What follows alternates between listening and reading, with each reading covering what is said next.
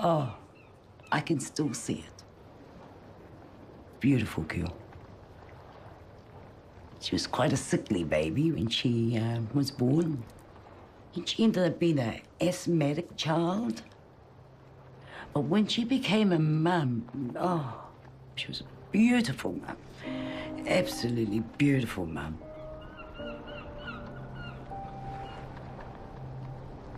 Always smiling. She would always wave, "Hi, Auntie," you know. Just what happened to her is so sad. You know, it still hurts today. It'll probably hurt forever. What happened to Janet?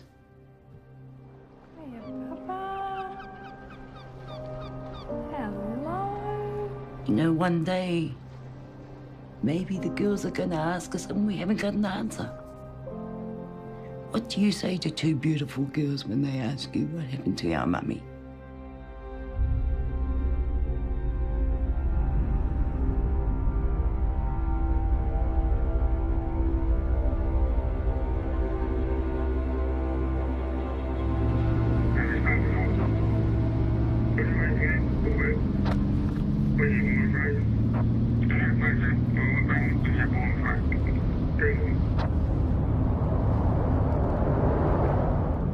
It was shortly after 5 p.m. on the Friday where our police communications centre had a call requesting that police attend at an address in Wainuiomata.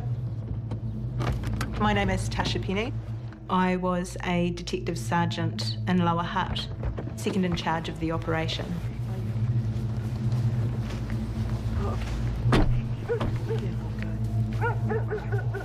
What we could never have appreciated when we first walked through the door was that what was about to unfold was something incredibly unique, something incredibly tragic, and something very challenging.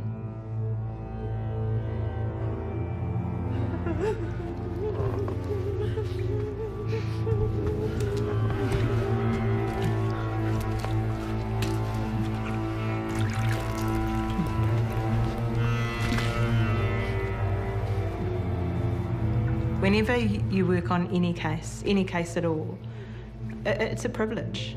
You have a really big job to do, and we worked very hard to understand how a family could do that to one of their own.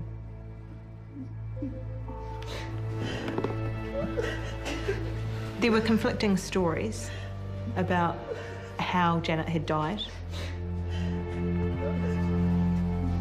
Although some of the family members had said she had actually died hours earlier and from a mental illness or sickness.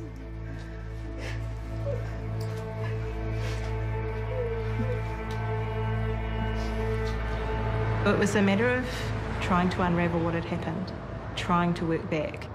We talked to in excess of 70 people. We let them tell their story. One person saying it probably doesn't have a lot of weight. But when a whole lot of people are telling you the same story, then there's something in that. Take a seat.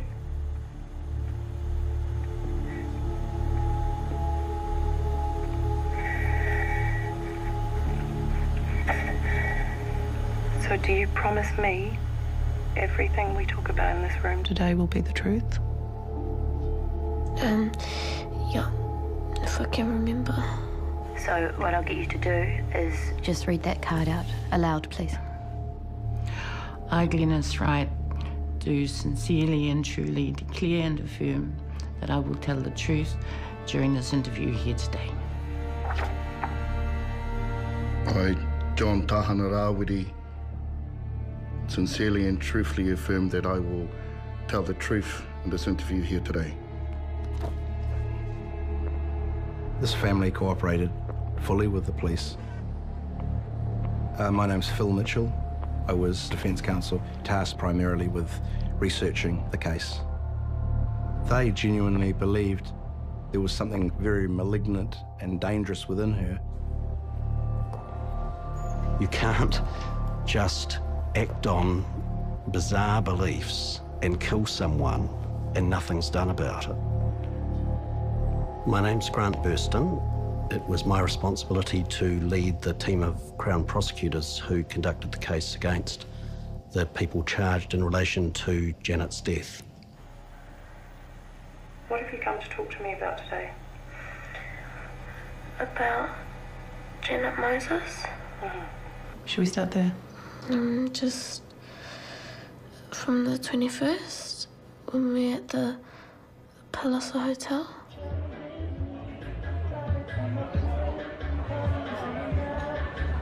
On the Saturday night, there was a 21st function for Janet's sister at the Palazzo Hotel in Wainuiomata. You have close families, but this was extraordinary.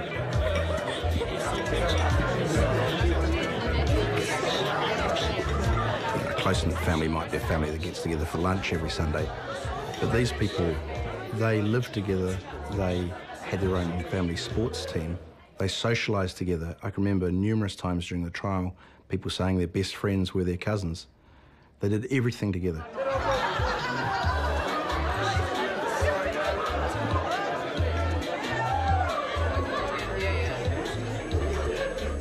Janet had a very difficult time in the weeks leading up to her death. There seemed to be a complete and total change in her. Jen was just sitting, gazing at the wall. She didn't look right. This was quite a shock to everybody around her. It seemed to have come on very quickly. My name is Dr. Rhys Tapsell. I'm a consultant forensic psychiatrist, and I'm also of Māori origin and have, through my life, been involved in the interface between particularly psychiatry and cultural practice. Janet had a very close and loving relationship with her grandmother. Her grandmother passed away relatively recently, and she'd also had some fairly major stressors in terms of a relationship. And I think the combination of those things are likely to have put a huge amount of pressure and stress on her.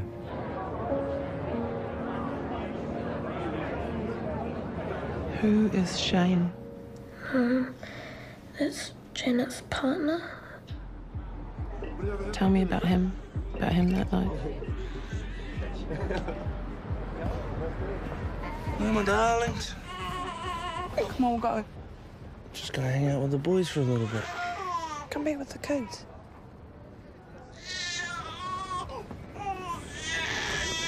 Love yous.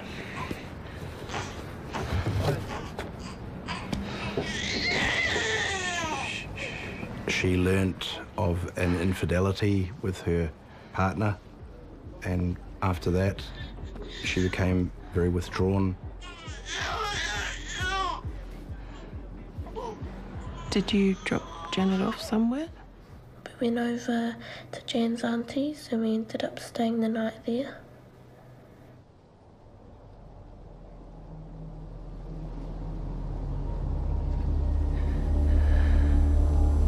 They're coming, they're coming, they're coming, they're coming.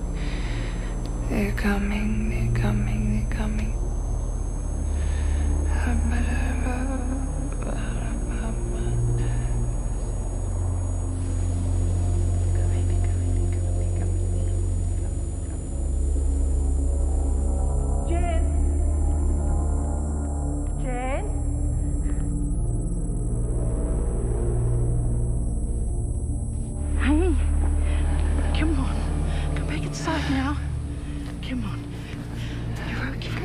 Our girl was in danger. We decided to take her down to my brother Johnny's and get the family together for a hui to discuss her, why she's not acting right.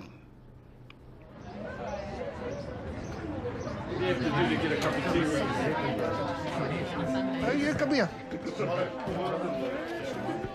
They, I think, had regular family meetings to discuss anything that popped up, which is quite a lovely traditional way. I mean, maybe it's the way we all were generations ago. And unfortunately, the grandmother had died, and she had been a great matriarch of this family for a long time, and she would always take charge in situations like this, but she wasn't there.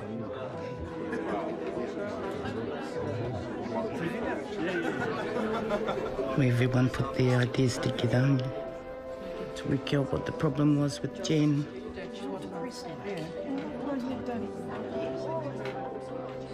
Normally she's happy-go-lucky, yeah?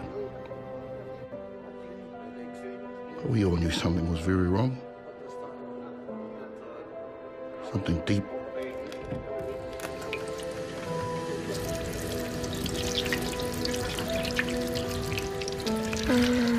She didn't have no tears, nothing. She was just sitting there. And as hot as she was, she still wouldn't take off her jacket.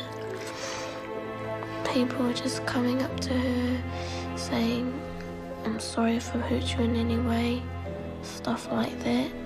"We're all here for you, we all love you," and everything. And did Janet talk at the meeting? She was just staring at the ground and stuff.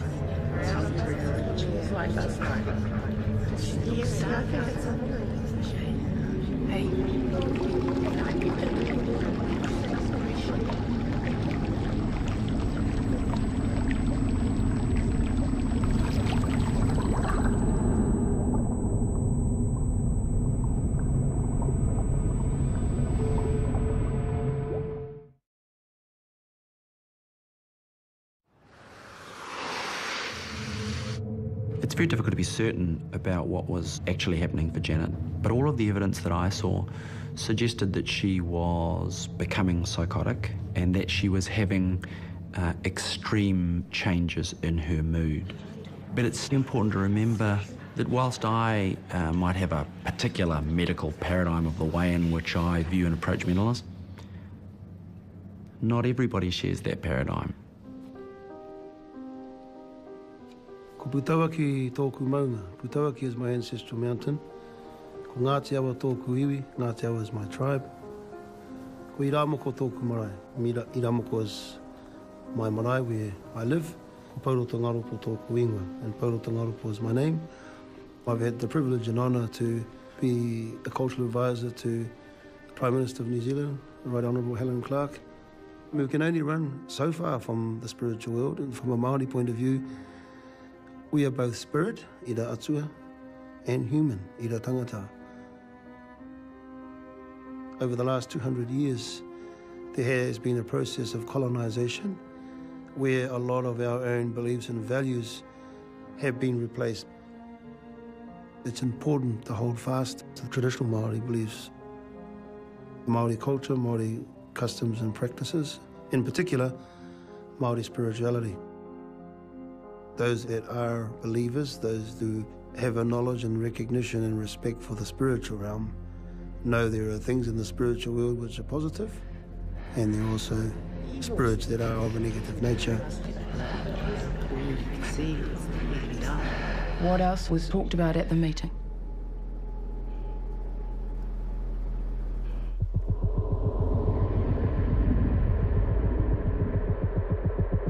There was a lion statue, which had actually been stolen several weeks before from the Greytown Hotel.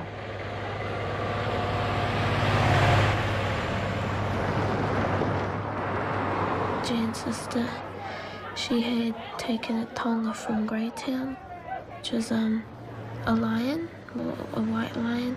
It's so heavy. Oh, these are muscles. My recollection is that they stole the lion because they thought it would be a meaningful symbol to have decorating the house. John had a tattoo of a lion. The lion, in fact, was one of the family symbols and a symbol of their sports group. My name is Heather Kavan. I'm a lecturer at Massey University. I research extraordinary religious experiences. I made a study of the Moses manslaughter trial and felt a connection with the case because I was raised in Wainuiomata, and Wainuiomata is a place, well, it's suburbia, it's surrounded by 3 hills, very cut off, but there are pockets of intense spirituality.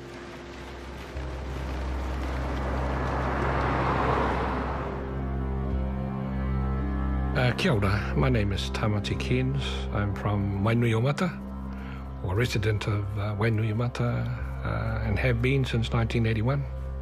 I used to deliver a social work program back home. One particular session we had Hohepa Kireopa took us down to the little stream in Waimana. He said, choose a little stone.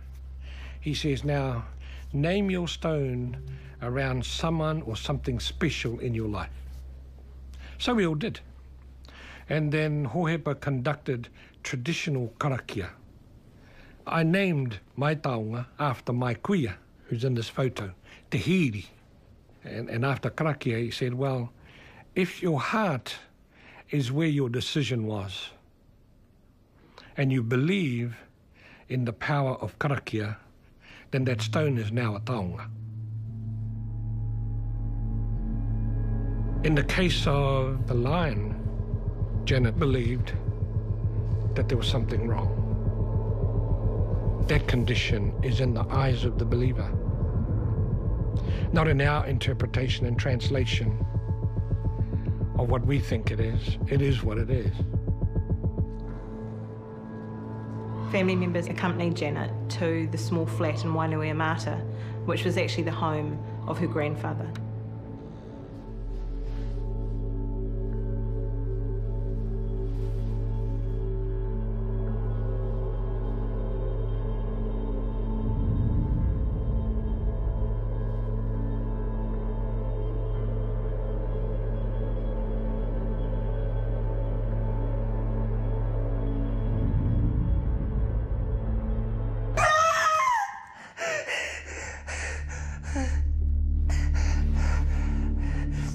I was brought up to know about spirits and all of that. No matter how I was brought up, when you take something from a marae or wherever it was taken, yes, you would be hit. Something will happen to you, but it always hits the weakest. Because Janet being the sickly one out of all of them, yes, it would have hit Janet. About midnight, Galen rang. Says we've got to get round to Dad's because Sister Ollie, Janet's mum, she was starting to get scared.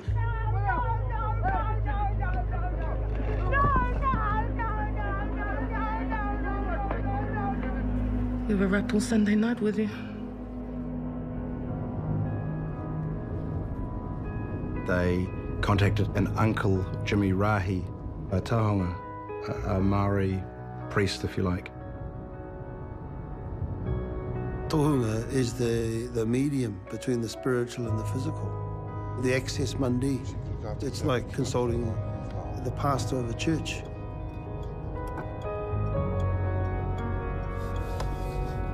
They would trust absolutely in the tohunga's advice given them. That advice was, it's like God's word.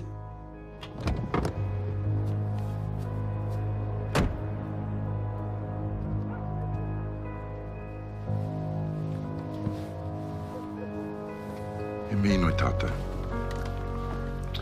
E iho tituri iho koe I te rangi. Maharatia no hoki tēnei pōnanga au, whakamāma kia tōna mate. Arai atu ia ngā rauhanga a te hoeriri, kia mautoni hoki tōna ngākau I rungi te rangi Mārie, ko ihi kuraiti tō mātou ariki. Āmine. It wasn't until Jimmy came out that we were told that it was Makutu.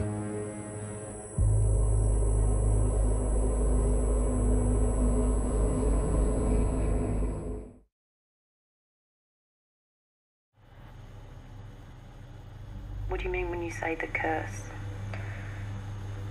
It kind of makes you mentally sick, I think it is. It's kind of hard to explain.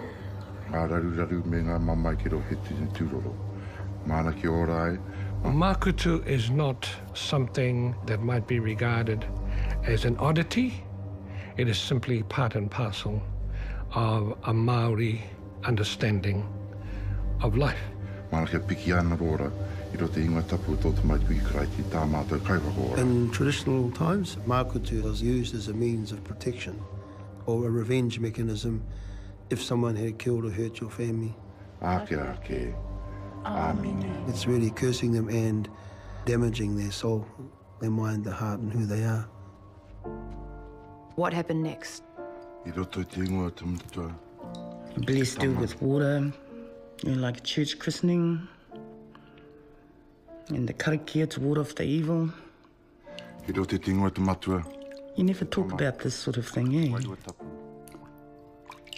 In 1814, our ancestors were introduced to Christianity at Hornihi in the Bay of Islands. And now that's become sort of one of the ways of how our people see our own concepts. There was a whole shift away from the spiritual structure of Māori society. And now we are confronted with Makutu. How well do we understand actually what's happening? Amine.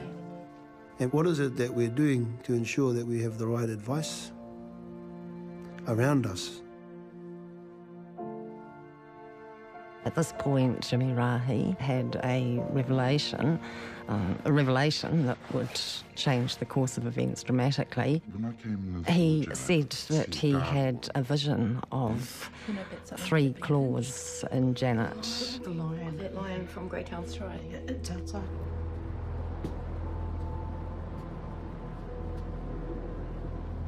He advised the family that they had to return the stone lion to Greytown because it had a mate there that was missing it, and that it was very important that they were reunited. Jimmy said the lions had been together for over 100 years. And what did Jimmy do? I think he blessed the whare. And he said the lion had to go back.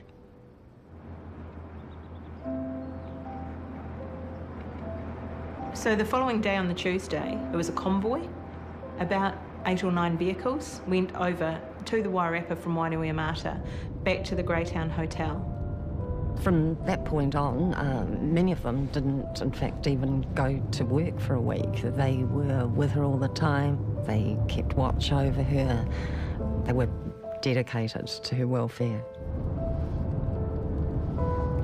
Janet was there, Timi Rahi was there, Janet's namesake, her paternal grandmother was there, and we know that because there was an incident that alarmed a lot of people.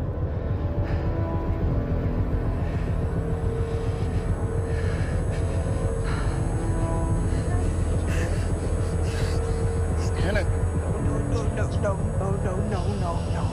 No, you shouldn't even be here. What are you doing here? What are you doing? You shouldn't even be here. No. You all right? When this car stops, I'm gonna kill you. When this car stops, I'm gonna kill you. I'm gonna kill you. Come on,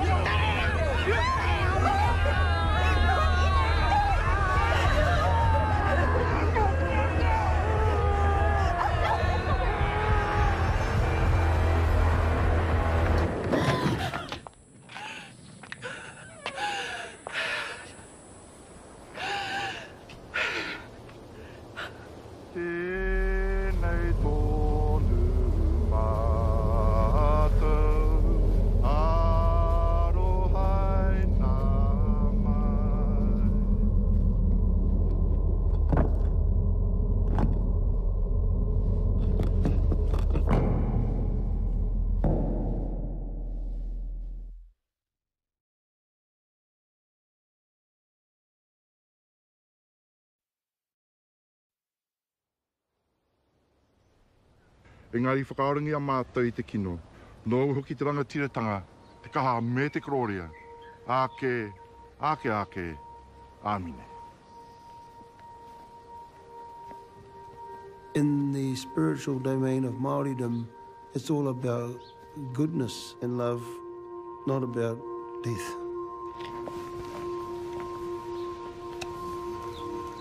It's done now, girl. I believe within my heart, they would know within their family. You're right, girl. That through the power of prayer, through the power of goodness, all these curses can be lifted.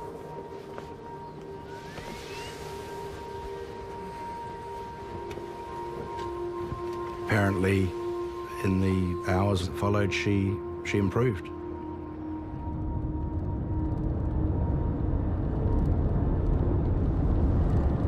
We came back to Wainui from Greytown, and I think everybody went to Koros, and then we had a feed of fish and chips. Honey, go. What's that fish now? Get that one.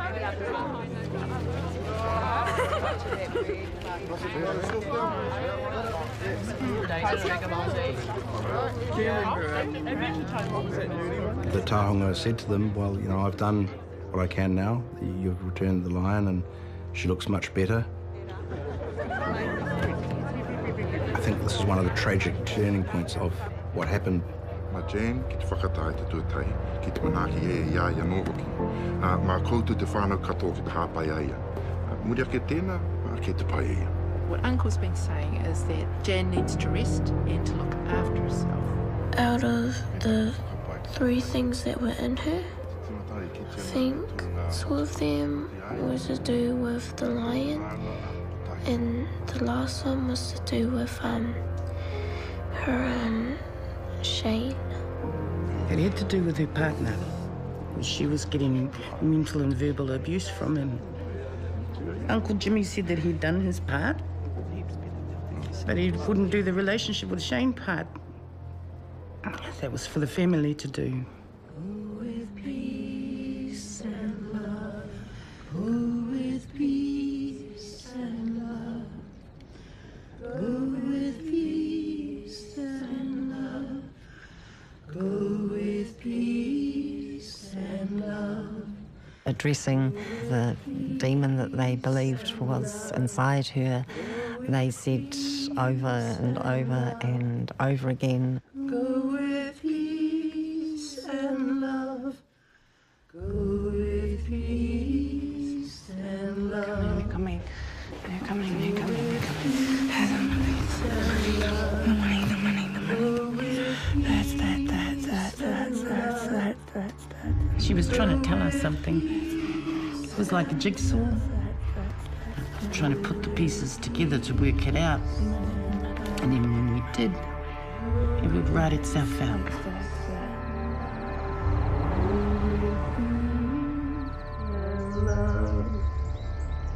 Go with peace and love. Go with peace and love. Go with peace and love.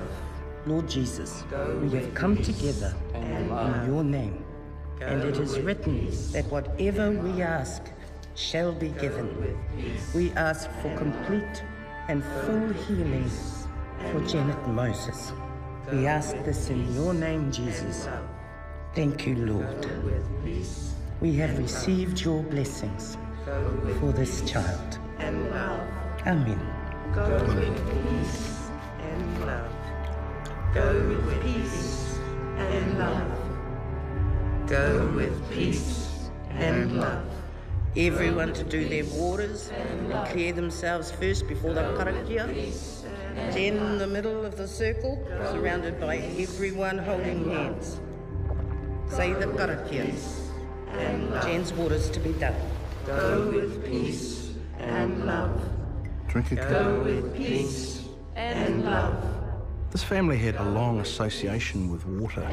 They had rituals which they'd learnt from their grandmother, and they used to talk about, I can remember during the trial, they would talk about doing their waters to safeguard themselves, but they all seemed to do it. And the defence generally was she consented to being involved in this process, and they, the participants, genuinely believed that what they were doing was to help her.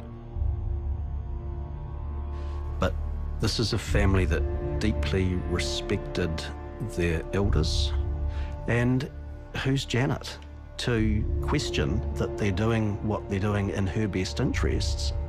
They didn't ask or consider the question whether Janet was consenting.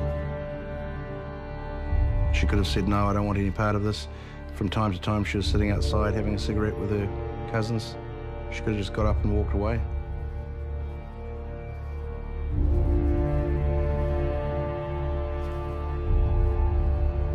And she didn't.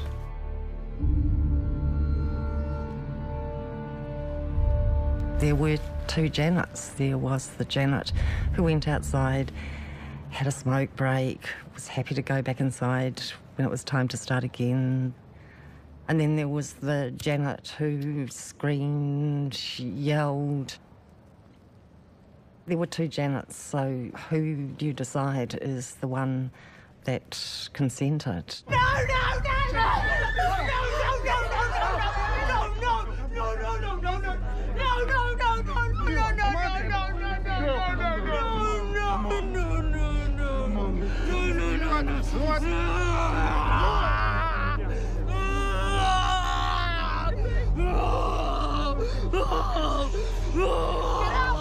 Get out of here!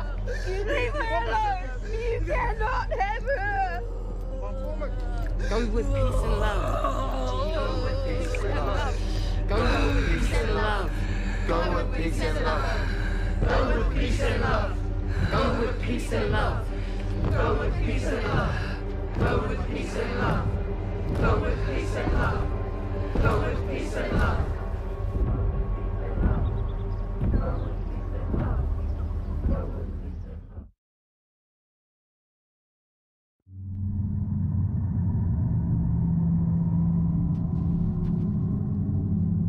Wednesday evening, things really started to intensify within that flat.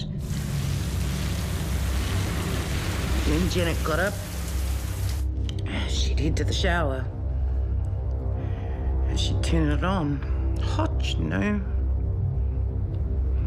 And I'd turn it back to cold.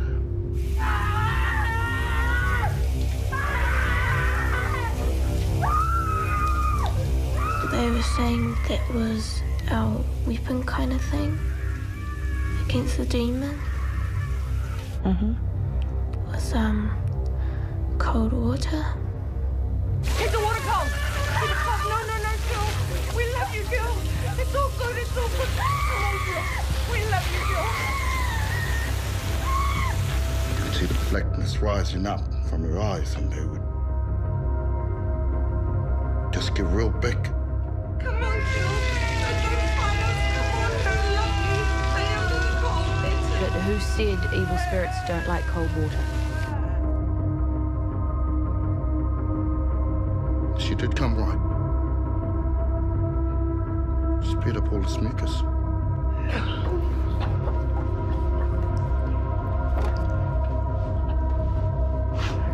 It was wiped up with using a towel, and then it was decided that the marketer was on the towel and that no one else could use the bathroom where the toilet and shower were located.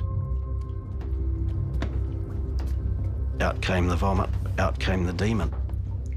The purpose of the water then turned from the purification of the body to an instrument to cause vomiting, and so it escalated. Jen! Janet! Janet! Shane?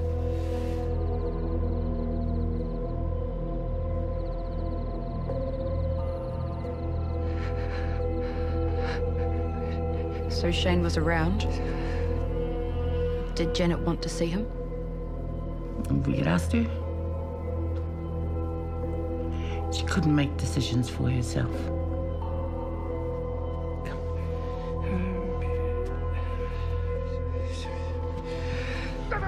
My fault!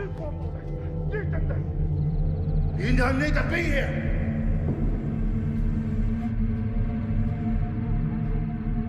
It started a downward spiral, if you like. The family lacking any sort of external contact. It was so closed and insular and suffocating.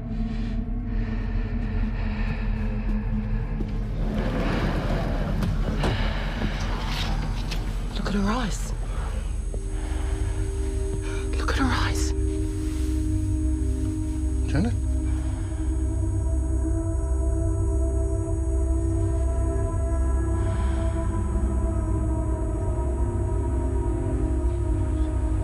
Havana, come on. Elijah, come on, girl. Whoever wasn't in that valley at that time will never understand. Come on, girl. Come on, girl. Come on, baby. Come on. Calm down. peace and love. Go with peace and love.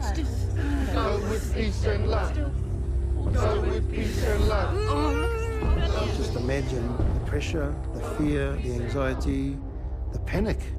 It comes down to your your love for that person, to stay there and to endure it.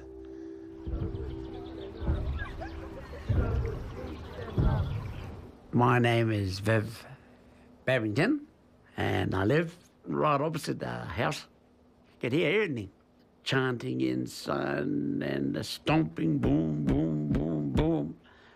Over here, it was deafening here. Mind you, there's so many people. There was heaps of them. That place was chocker, man. Go with peace and love. Go with peace and love. They just go on doing their thing. All of us here, we're used to the quietness of the place. Not all that noise. But what can you do? No one called the police. Pull the curtains and no. I've seen enough. That's it. I said we needed to get together again as a family. Some of us hadn't seen our children for 2-3 days. There was about a dozen of our babies. And Jan's mum, we tried to make them comfortable.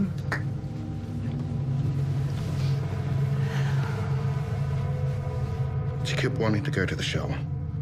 Something was saying the evil spirits wanted hot water. She didn't like the cold water, eh? Drink it, Jill, come on! Spew it up, get it, spew it up!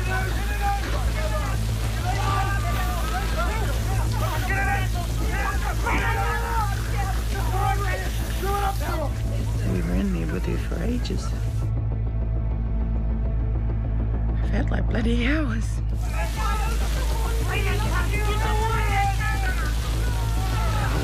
So strong.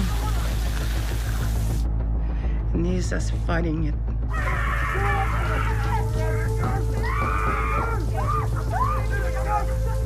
And her father was there then too.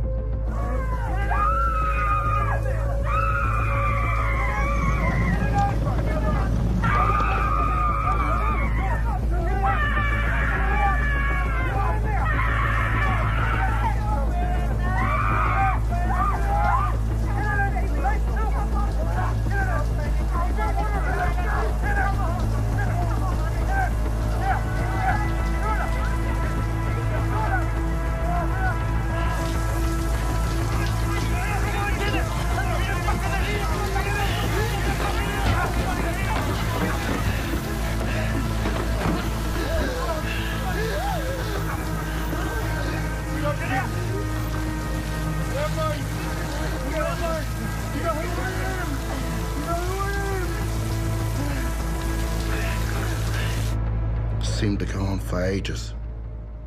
Yeah. But then suddenly she just came back. Good as gold. You need to come home with me, love. Several times, Gerald Moses asked Janet to leave with him. He vowed that he was going to return the next morning and collect his daughter, regardless of her reluctance to leave with him.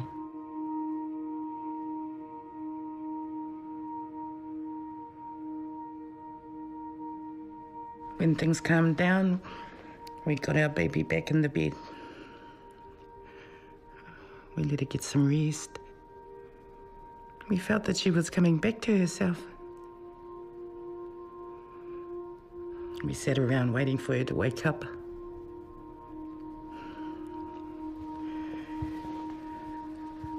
Well, she'd wake up, walk around, go back to sleep.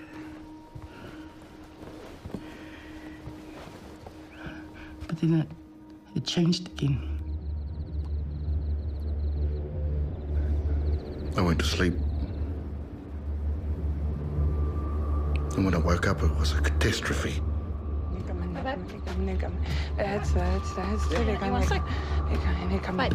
Jenna, you all right?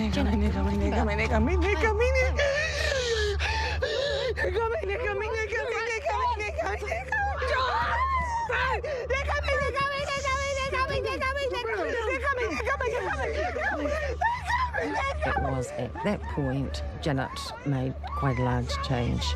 She said that she wanted to lay down her life for her family, to sacrifice herself during this imminent battle. They're coming! They're coming! They're coming! Come on, come on! They're coming! They're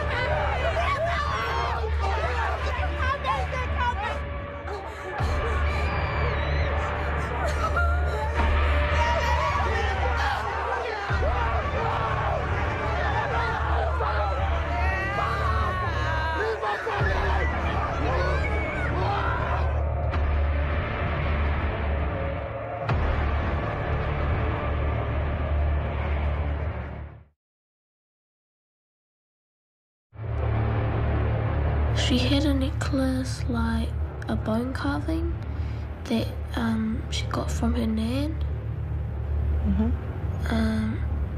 They were saying that the demon was getting all its strength from the bone carving.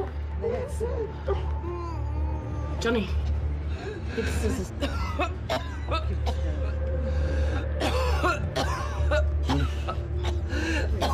Okay. Just, no, come on. Come on. You'll feel better. Come on. You'll feel better. No, you'll feel better. Come on. Come on. Lie down. Come on. Some water. Come on, lie down, baby. Speed, eh? Yep. Come on, Janet. Some water, eh? Come on, drink some water. Come on, come on. Just go, come on, girl. It's all right. It's good for you, eh? You gotta get it out. Come on. One more. Come on, go with peace and love. Go with peace and love. Go with peace and love. Some water. Go with peace and love. Go with peace and love. Go with peace and love. Go with peace and love. Go with peace and love. Go with peace and love. The children had no access to the bathroom. In fact, nobody had any access to the bathroom. When people needed to relieve themselves, they did so into diapers and nappies and towels and just into the clothes that they were wearing. So it became increasingly strange behaviour.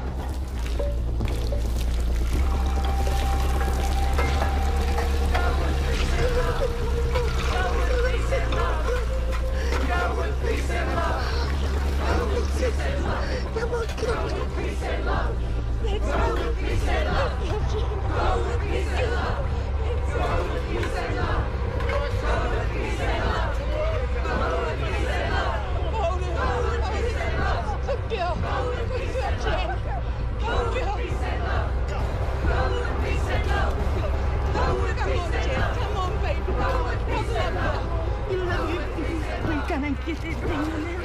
Come on, girl. Good girl. Just a little bit more. Go with peace and love. Come on, Carlo. Go with peace and love. Go with peace and love. Go with peace and love.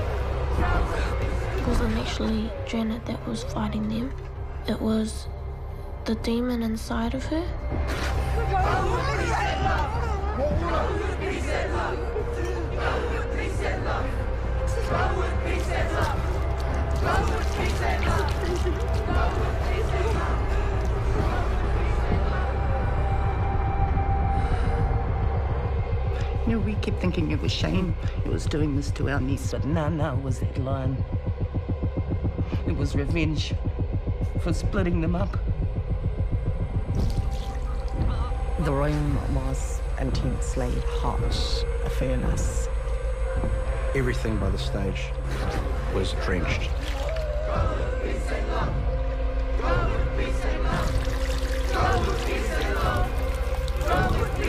Water was rising in the kitchen. Roy stuck his steel to put a hole in the floor.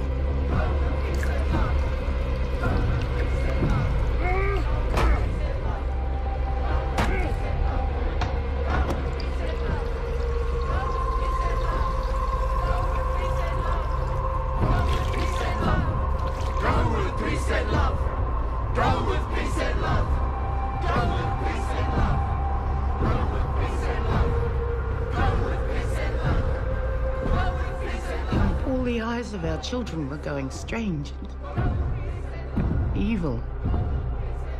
And you could see all these things racing around in them. You've got something in your eye and it's racing around in there. How would you get it out without putting your hand in there to grab it out? Some of the people were thinking to themselves, we should take Janet to hospital, but they weren't the leaders. To even think about saying, stop, this might not be right, they felt they couldn't do it. Because if they did, well then perhaps they too were going to be cursed and they might end up in Janet's position. And there's the power of the group and what's happening. I think evil was in each and every one of us. Because we were doing things we wouldn't normally do. And then they made a rule that you weren't to look into Janet's eyes in case you too became possessed.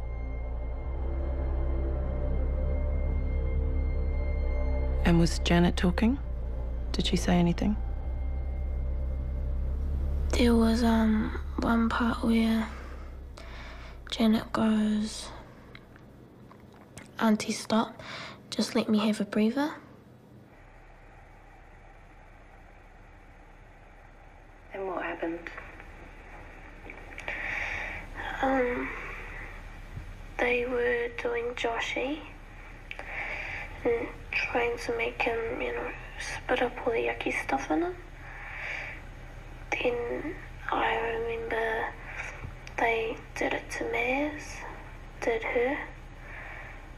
And then I remember they done it to me too.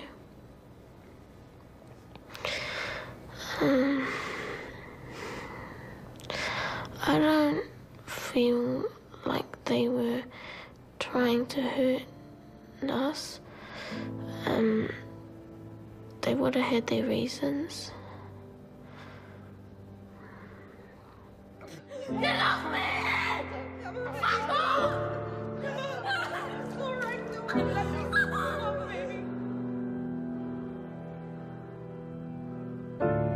They continued on with the teenage girl for hours.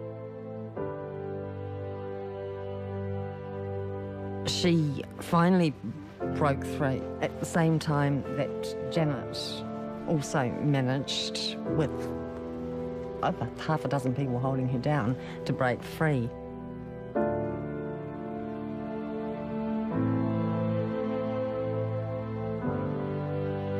However, the group interpreted this as the Makatu doubling its strength by unifying the teenage girl and Janet, and so these young women who had broken free were pulled back.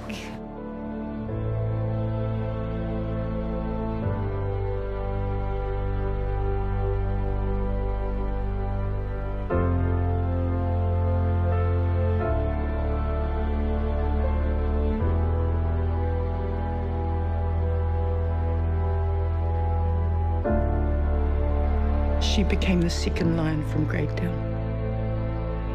And it was her and Janet working together. These were sensible people. They worked played sport and lived great Kiwi life. Everyone just got caught up in it. Hysteria is a not uncommon state. Most of us, at times, have felt a bit hysterical. And world history is littered with examples where very, very extreme things are done on the basis of a set of beliefs that to many might not make any sense.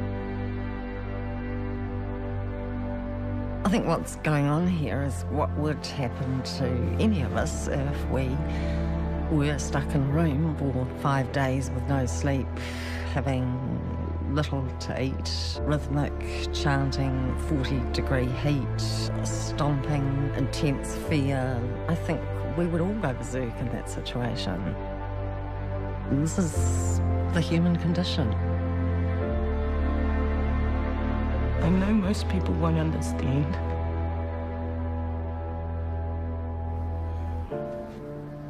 A makutu is evil. You have to find a way of putting it right to get the person back to normal again.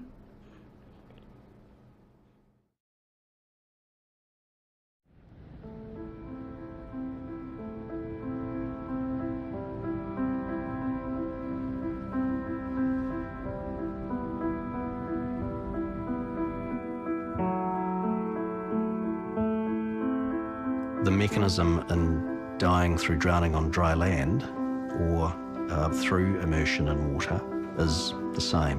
The water gets into the lungs. That causes the membrane in the lungs to froth up and produces a frothy liquid. That gets absorbed further into the lungs. That collapses some of the air sacs. That compromises the ability to circulate oxygen in the body. Vocal cords go into spasm. The heart goes into abnormal rhythm. She swallows her tongue. At one point, her jaw locked, and instead of thinking, gosh, we've gone too far, the participants thought that her jaw had been locked by the makatu to stop them from getting even more water into it. So they prized her jaw open and she died.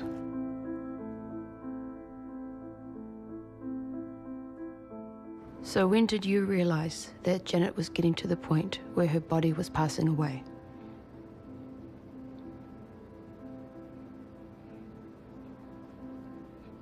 I didn't. When did you notice she'd passed? I still didn't.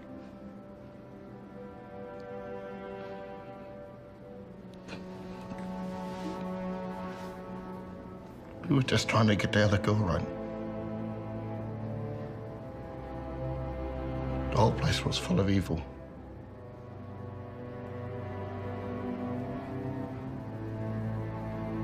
I tried to do CPR. Well, I don't know how to do it.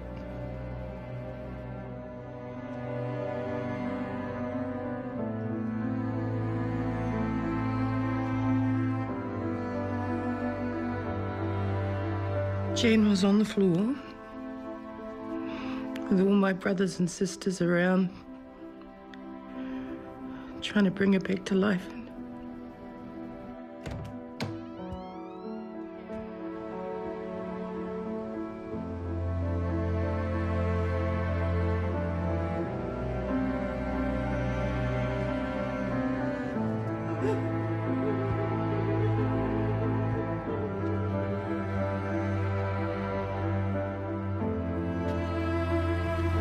We were trying to work out if it was in the house.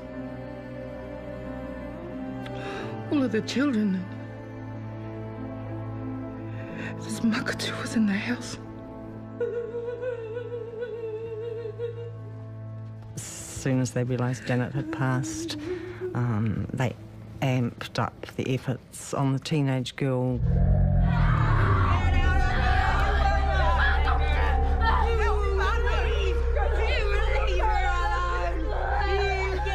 we've lost one, don't let us lose another. That went on for some hours after Janet had died.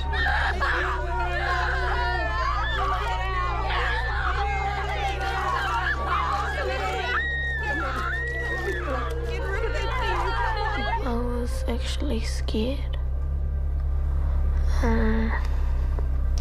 I said, you're scaring me? And then she said, well, you're scaring me? Yeah. They were trying to hold down my arms because I was like scratching and punching and kicking people. And how come you tried to do that? I think it was because of the demon inside of me. I just went pretty psycho. Did you say anything? Can't exactly remember, but it was going something like, stop you fucking drowning me. Something like that. Gonna die. It's just when it went all blank. It just went all blank, and I think that's when they nearly lost me. When it went all blank.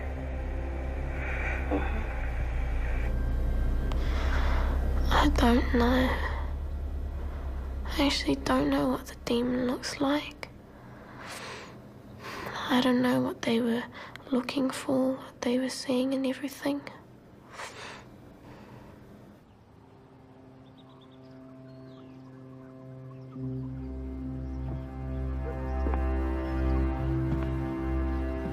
About lunchtime or late morning, one of the local marae Kamatua was telephoned, and he went round to the flat.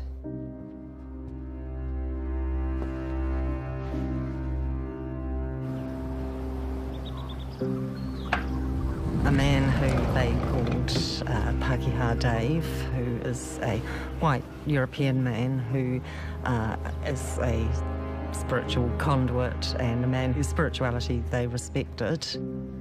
He said he felt a sense of evil, and a spiritual message came through to him, seemingly from the deceased grandmother. It's gone.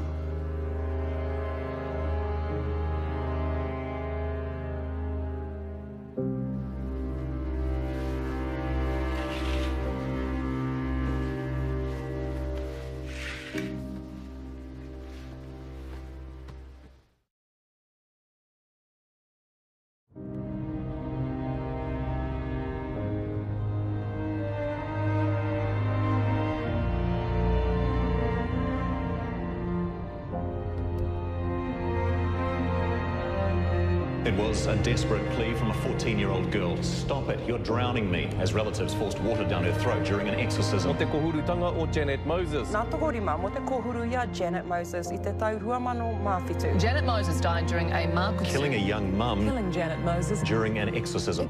Exorcism ceremony. This has been a very controversial case. Torture and death are just not acceptable. Does it? What a lot of humbug. This is voodoo. Hyperarousal dissociation. A book by its cover. Witchcraft. The media jumps on it. Family members desperate to hide the faces of the accused. Janet was a young mother who lost her life.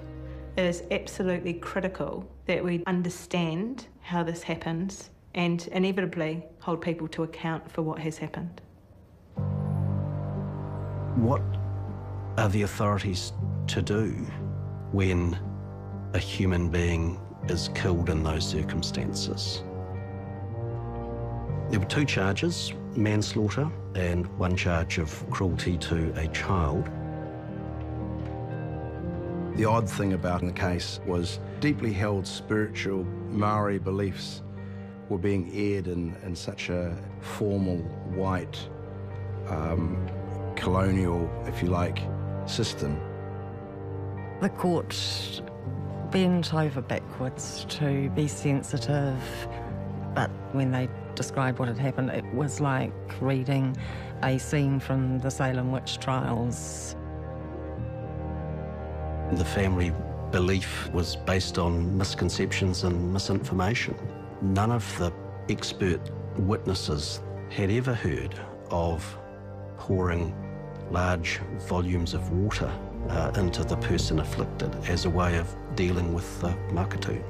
And as it turned out, the lion was one of a pair of concrete garden ornaments that had been purchased new by the owner of the hotel. He had smeared yogurt on the statues to try and weather them and make them look older than they were. But they certainly weren't objects of antiquity at all.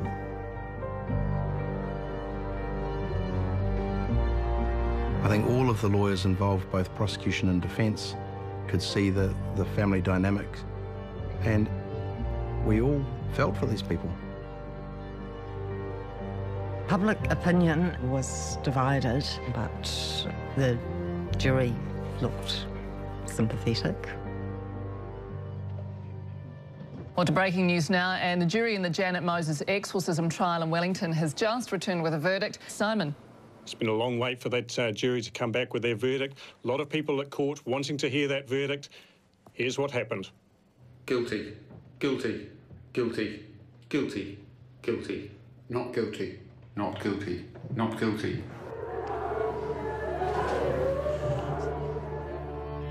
The two family leaders, John Rawiri and Glenys Wright, received community detention, allowing them to live at home under a curfew. They and their co-offenders, all aunts of Janet Moses, also sentenced to community service, supervision and to undertake cultural education programs. This was a just response to a tragic death. The jury, by their verdicts, held the family members who killed Janet criminally responsible for her death, and it's a recognition of the sanctity of life. Typical sentences for manslaughter are 4 to 6 years, but none of the justifications for sending people to prison seem to be present here. There was no deterrent value here. Punishment, well, what purpose would that serve? And I know a lot of people are very cynical of our system of justice, but as misguided as it appears to us in the cold, hard light of day, they genuinely believed that they were assisting her. Aua hoki mātou e kawea kia whakawaia. E ngari whakaoringi a mātou I te kino, no hoki te rangatiratanga te kaha me te kloria. Ake, ake, ake, ake.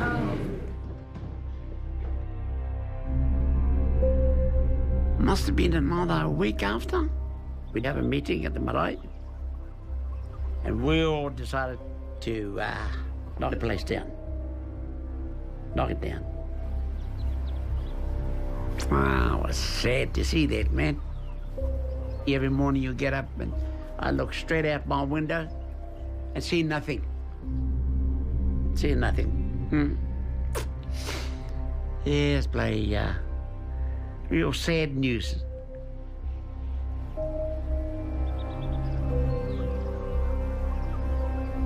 Sometimes you can go past those flats and you can still see a cloud that's above it.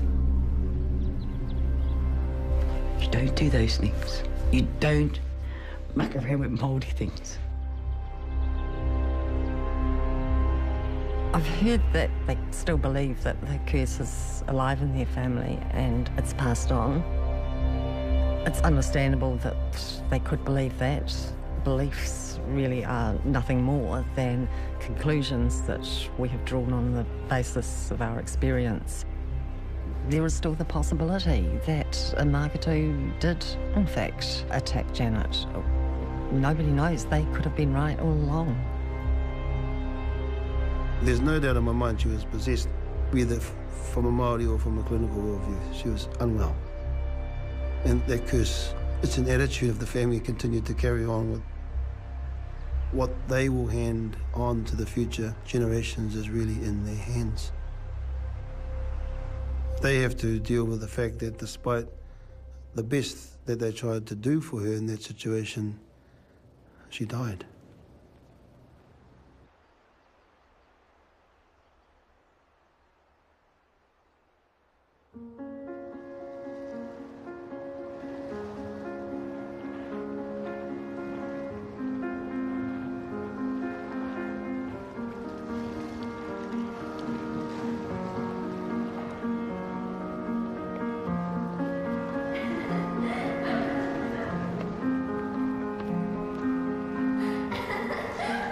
I didn't know Janet. I knew Janet through the investigation. So you only ever know Janet through the eyes of other people, from what they tell you. But as a mother myself, it really resonated with me. We had 2 young children who, for the rest of their lives, don't have their mum. In fact, they were so small that the only memory they will ever have of their mother is memories that other people give them of her. She was a wonderful mother. That's what I would tell them. How much she loved them and how much she cared about them.